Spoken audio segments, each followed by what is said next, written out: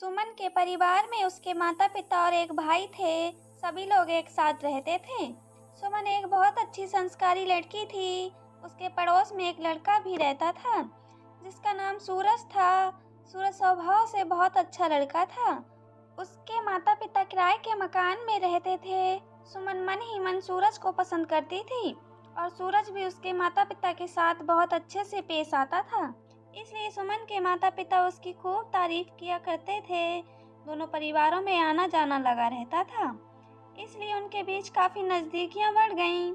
एक दिन सुमन के पिता ये जान गए कि सुमन और सूरज एक दूसरे को पसंद करते हैं, इसलिए सबकी पसंद से उनकी शादी तय कर दी गई। सुमन मन ही मन बहुत खुश थी क्योंकि उसे मनचाहा प्यार जो मिल रहा था।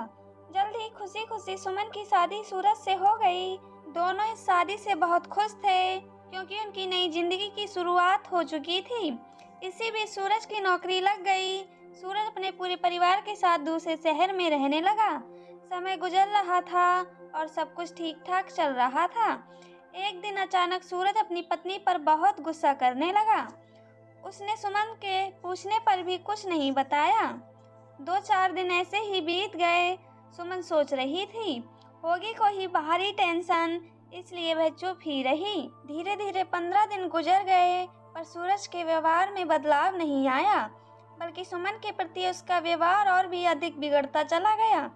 सुमन को लगने लगा कि ये सूरज पहले वाला तो बिल्कुल भी नहीं है। एक दिन तो सूरज ने सुमन पर हाथ उठा दिया और कहने लगा, निकल जाओ मेरे घर से। सुमन इतना अपमान सहन नहीं कर पाई और अगले ही दिन अपने मायके चली गई।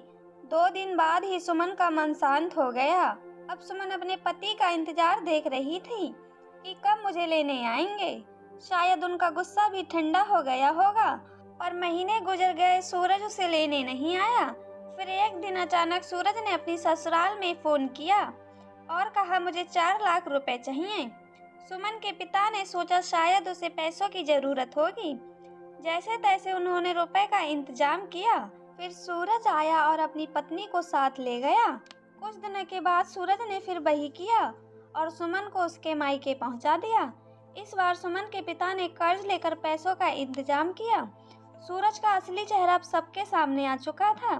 सूरज के माता पिता भी सुमन को खूब गालियां देते थे और कभी कभी पीटते भी थे ताकि सुमन ऐसे ही अपने मायके से पैसे लाती रहे। सुमन के विरोध करने पर उसे घर से निकाल दिया जाता था। एक दिन तो हद हो गई जब रात को उसे घर से निकाल दिया गया। उस रात बहुत ठंड थी।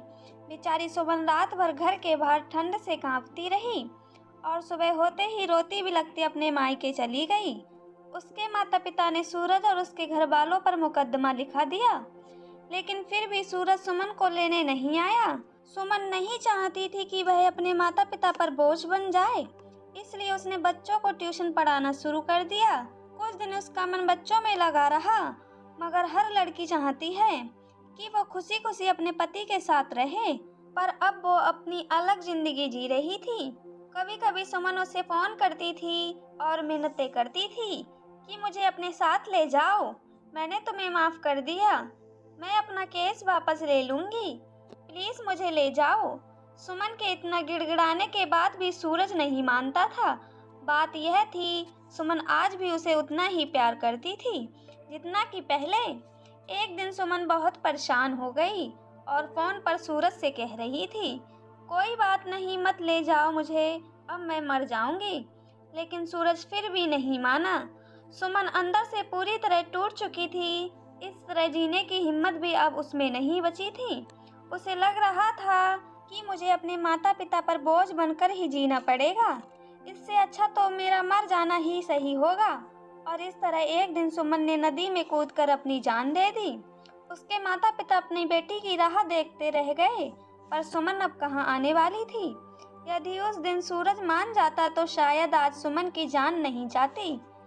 दोस्तों, अब आप ही बताइए, क्या गलती थी बेचारी सुमन की जो उसे इतनी कठोर सजा मिली। दोस्तों, उम्मीद करती हूँ आपको हमारी कहानी पसंद आई होगी। कहानी पसंद आई हो तो वीडियो को लाइक करें। चैनल पर नए हैं तो चैनल को सब्सक्राइब करें। दोस्तों, हमारी कहानी के विषय में आपकी जो भी राय हो कमेंट्स में ज़रूर बताइएगा। मिलते हैं ऐसी एक और कहानी के साथ। तब तक के लिए धन्यवाद।